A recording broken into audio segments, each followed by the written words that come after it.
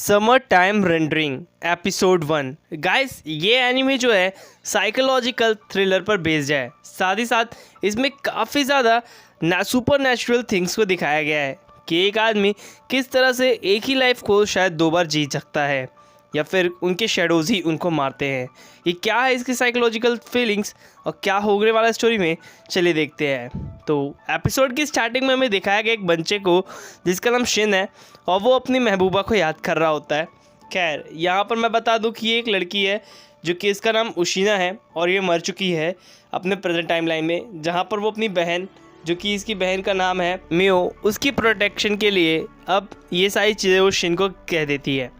Shin जब होश में आता है तो उसे याद आता है कि वो एक औरत के चेस्ट पर ही अपना मुंह दे मारा है। अब यहाँ पर उसे ये चीज़ समझ में जब तक रियलाइज़ होती है तब तक में वो काफ़ी ज़्यादा शर्मिंदा होता है इस चीज़ के लिए और माफ़ी भी मांगता है, लेकिन वो लड़की उसे ज़बरदस्त थप्पड़ मारती है और हम लड़के एक ही चीज़ करते हैं, अपने बाल संवारते हैं लड़की के थप्पड़ पड़ने के बाद। खैर, यहाँ पर वो एक चीज़ नोटिस करता है कि यहाँ पे वो जो हितोशिमा यानी कि जो भी उस जगह का आइलैंड का नाम है, वो उस जगह पहुँचता है जहाँ पे मियो उससे मिलने के लिए आती है। मियो उशियो की भी बहन है जो कि काफ़ी ज़्यादा एक्साइटेड होती है, इसलिए वो साइकिल चलाते चलाते ही समुंदर में ही गिर जाती है, जहाँ पर वो कहता है कि वैसे भी मैं काफ़ी ज़्यादा पसीने में भीग गई थी, अच्छा हुआ मैंने नहा लिया। इस चीज़ को देखते ही वो याद करता है कि कॉन्फ्यू मिये जो कि उशियो की बहन है और इसी की प्रोटेक्शन के लिए उसने मुझसे कहा था और मैं इसका ख्याल हमेशा रखूँगा। जहाँ पर ये लोग आपस में बात करते हुए जा रहे होते हैं तभी हमें इस लेडी को दिखाया गया है जो कि काफ़ी खुफिया तरीके से किसी चीज़ की जासूसी कर रही होती है। खैर, यहाँ पर हमें मियो को दिखाया गया है जो कि काफ़ी ज़्यादा बात करते हैं लोग, क्योंकि फाइनली वो काफ़ी सालों बाद आया है शिन, जो कि यहाँ पर वो उशियो को के जो फ्यूनरल है उस पर डायरेक्टली पहुँचता है। हमें एक चीज़ बताई जाती है कि जो उशियो को फ्यूनरल हो रहा है, यहाँ पर वो लड़की मरी कैसे थी। एक्चुअल में वो एक लड़की और जिसका नाम कोयाबा है, उसे बचाने के चक्कर में उशियो की मौत हुई थी, जहाँ पर हमें बताया जाता है कि वो इस हादसे के बाद कभी उभर नहीं पाया था और उसकी फैमिली भी, इसीलिए वो हर साल उसे याद करने के लिए इस फ्यूनरल को रखते हैं। खैर, यहाँ पर हमें ये फ्लैशबैक में ही सारी चीज़ें दिखाई गई हैं कि उशियो की मौत कैसे हुई। उशियो के साथ एक उसका दोस्त भी रहता था जहाँ पर वो उसे कुछ बात बताना चाहता था। कहता है कि उशियो के रिलेटेड उसे कुछ बात बतानी है तुम्हें, और यहाँ पर वो कहता है कोई बात नहीं, जो हो गया सो बीत गया। खैर, यहाँ पर हमें दिखाया गया जैसे हमारे पंडित होते हैं जो कि आत्मा को मोक्ष प्राप्त कराने के लिए मंत्र पढ़ते हैं, ठीक वैसे ही इनके धर्म के भी जो भी पंडित हैं वो आते हैं। तो हमें पता चलता है कोबोयावाकावा नाम की एक लड़की है जिसकी जान बचाने के लिए उशिनो ने अपनी जान दे दी, क्योंकि वो लड़की समुद्र में डूब रही होती है। यहाँ पर हमें पता चलता है कि जो पंडित है या फिर जो भी है, यहाँ पर वो बुलाता है हमारे शिन को और कहता है कि तुम यहाँ पर आके श्रद्धांजलि दो। खैर, अब नेक्स्ट डे पे हमें दिखाया गया है कि वो खाना पका रहा होता है मियो और उसके अंकल के लिए। यहाँ पर हमें पता चलता है कि जो अंकल है वो भी इनके साथ ही रहते हैं, और एक चीज़ और पता चलती है कि मियो रात में बाहर खड़े होकर देख रही होती है, जहाँ पे एक शेरिफ आता है या फिर कोई इंस्पेक्टर आता है जो कि कहती है कि व्हाट्स मैटर मियो, क्या तुम किसी से झगड़ कर आई हो, क्या तुम इतनी शांत खड़ी हो। खैर, यहाँ पर हमें दिखाया गया है उस शिन को जो कि उसी फ्रेंड से बात करता है जो कि फ्यूनरल में मिला था हमारे उशियो के, जहाँ पर उसे बात करने के दौरान पता चलता है कि उशियो के नेक पे जो था एक मार्क था जिसके बारे में बहुत कम लोग को पता था, और ये बात उसे काफ़ी ज़्यादा स्ट्रेंज फील कराती है कि उस जगह पर या फिर उस बीच पर कोई भी बंदा नहीं था। इस चीज़ को सुनने के बाद वो काफ़ी ज़्यादा सस्पिशियस महसूस करता है, क्योंकि उस जगह पे कोई ना होना काफ़ी बड़ी बात थी, क्योंकि हमेशा टूरिस्ट वहाँ पर आते जाते रहते थे।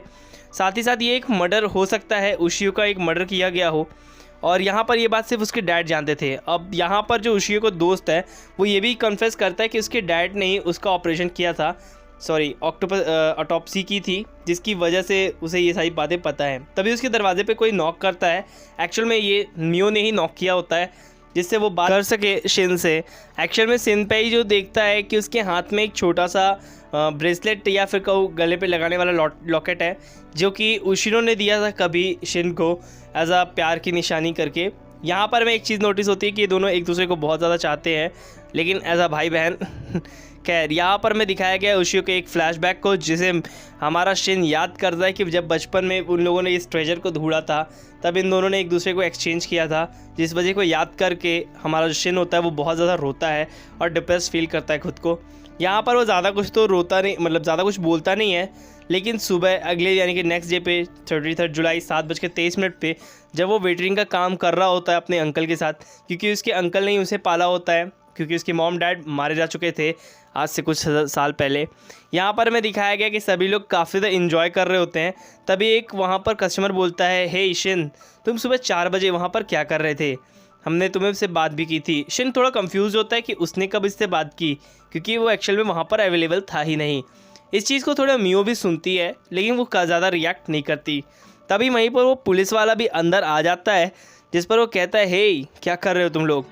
वैसे तो मियो तुम रात में वहाँ क्या कर रही थी मुझे कुछ नहीं पता, लेकिन यहाँ पर हमें एक चीज़ और पता चलती है कि इनकी ये शैडोज़ हैं, जहाँ पर ये जो पुलिस ऑफिसर जिसका नाम तेत्सू है वो ये सारी बातें बताता है, जहाँ पे मियो उसका वेलकम भी करती है। अब यहाँ पर एक चीज़ नोटिस करने वाली थी कि शेरिफ को शक था कि मियो का शैडो भी इस वर्ल्ड पे आ चुका है, जिसकी वजह से मियो की जान खतरे में है। जैसे कि कोयायाबा को शियोरी को गायब कर दिया गया है बाय शैडो, या फिर उसे मार दिया गया है आज सुबह की मॉर्निंग में शायद से, क्योंकि उसकी बॉडी अभी तक मिली नहीं है किसी को भी, इसलिए अभी भी उसकी सर्च वारंट जारी है, उसे ढूंढा जा रहा है जिससे उसे उसकी फैमिली के साथ लौटाया जा सके। इस बात को सुनने के बाद मियो तुरंत की तुरंत भागती है उस रेस्टोरेंट से बाहर, और उसके पीछे हमारा शिन भी जाता है।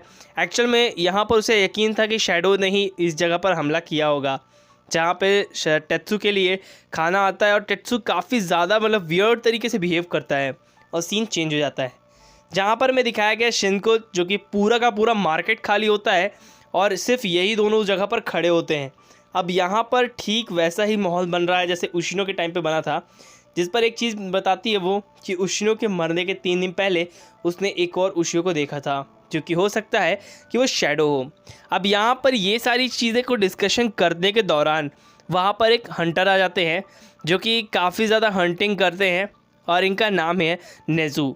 अंकल नेज़ू जो है एक हंटर है, और उसके बावजूद भी इन्हें बहुत कुछ पता है, जिस पर वो बताते हैं कि वॉर के पहले यहाँ पर एक बीमारी फैल गई थी, जहाँ पे लोगों के आसपास उन्हीं की तरह दिखने वाले शैडो आते थे। अब यहाँ पर एक चीज़ नोटिस करने वाली थी, जितने लोगों के शैडो आते थे उतने लोगों की जान चली जाती थी।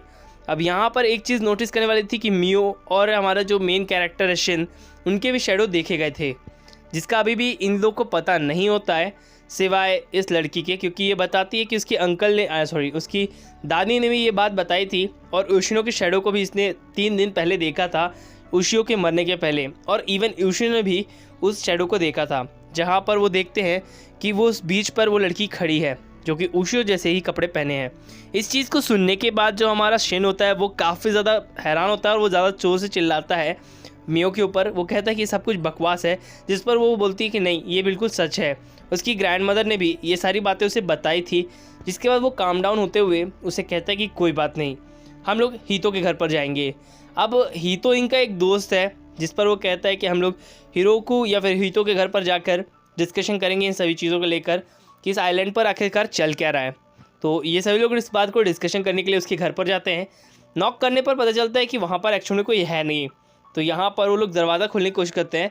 उसके बाद ये लोग फाइनलाइज करते हैं कि वर्कशिप हॉल पर जाकर ये लोग बात करेंगे। मियो देखती है कि कोई तो है झाड़ के पीछे, जहाँ से वो कोई भागता है। जिस चीज़ को देखते हुए मियो कहती है कि हमें भी शिन उसके पीछे जाना चाहिए, क्योंकि उसको उम्मीद है कि ये शैडो है उशियो का। उशियो के शैडो होने की जो आशंका होती है, ये लोग जंगल पे पहुंच जाते हैं। तभी इन्हें गन शॉट चलने की एक आवाज़ आती है, जिसके पीछे मियो और हमारा जो शिन होता है वो भाग कर पहुँचता है। तो हमें पता चलता है कि ये बोट वाली लड़की ही है जिसे गोली मार दी गई है, और उसके मुँह से काफ़ी ज़्यादा मात्रा में खून निकल रहा है, जिस पर वहाँ पर मियो उसको धक्का देती है और शिन उस लड़की के पास जाके गिरता है, जहाँ पे वो उसे कहती है कि सुनो लड़के, मैं तुम्हें कुछ बताना चाहती हूँ। जब वो शी करके भूलने वाली होती है, तभी उसके माथे पर एक ज़बरदस्त बुलेट छोड़ दी जाती है, मतलब देसी कट्टा उठा के पेल दिया गया लड़की को। खैर, ये चीज़ देखने के बाद हमारे जो मेन कैरेक्टर शिन है उसकी तो फट जाती है, पूरी 24 की 64 हो जाती है उसकी। यहाँ पर हमें दिखाया गया मियो के शैडो को, जो कि ये कहते थे कि हमें डिश को पूरी तरह से साफ़ करके खाना चाहिए। अब ये कहते कहते ही वो मियो के सर पे भी पेल देती है, और हमारे जो मेन कैरेक्टर है उसका 8 का स्क्वायर हो जाता है उसके पूरे शरीर का। जिस चीज़ को वो नोटिस करता है कि उसके सामने जो रियल मियो थी उसे गोली मार दी गई है। अब वो 8 का स्क्वायर हुआ ही था कि उसके ऊपर भी वो जो शैडो मियो होती है वो बंदूक की गोली चला देती है, लड़कियों को देसी कट्टा दिया किसने, पहले मेरे को ये बताओ। खैर यहाँ पर वो वापस से जब उसकी आंख खुलती है तो वो लड़की के ब्रेस्ट पर फिर से उसका मुंह होता है और इस बार वो शॉक में होता है कि ऐसे कैसे हो गया, वो तो मर चुका था। अभी हमारा जो मेन कैरेक्टर है वो थोड़ा कंफ्यूज हो जाता है कि ये लड़की के पास वो वापस से बोट में कैसे आ गया, क्या उसके साथ कोई माइंड गेम चल रहा है क्यों, या फिर उसके साथ कुछ हो रहा है। ये देखने के लिए ना हमें अगला एपिसोड का वेट करना पड़ेगा। तो गाइस मैं इसी एनिमे के बारे में बात कर रहा था जो कि सबसे ज़्यादा कंफ्यूजिंग लगा मेरे को। हमारा जो लास्ट कैरेक्टर था वो वापस से ज़िंदा कैसे हो गया। तो जिन लोगों ने अभी तक मेरा न्यू चैनल सब्सक्राइब नहीं किया तो प्लीज़ जाके उसे भी सब्सक्राइब कर लीजिए। डिस्क्रिप्शन में लिंक दे दी गई है और कमेंट सेक्शन में भी, वहाँ जाके आप सब्सक्राइब कर सकते हैं न्यू मूवीज़ देखने के लिए। Thank you and loving all.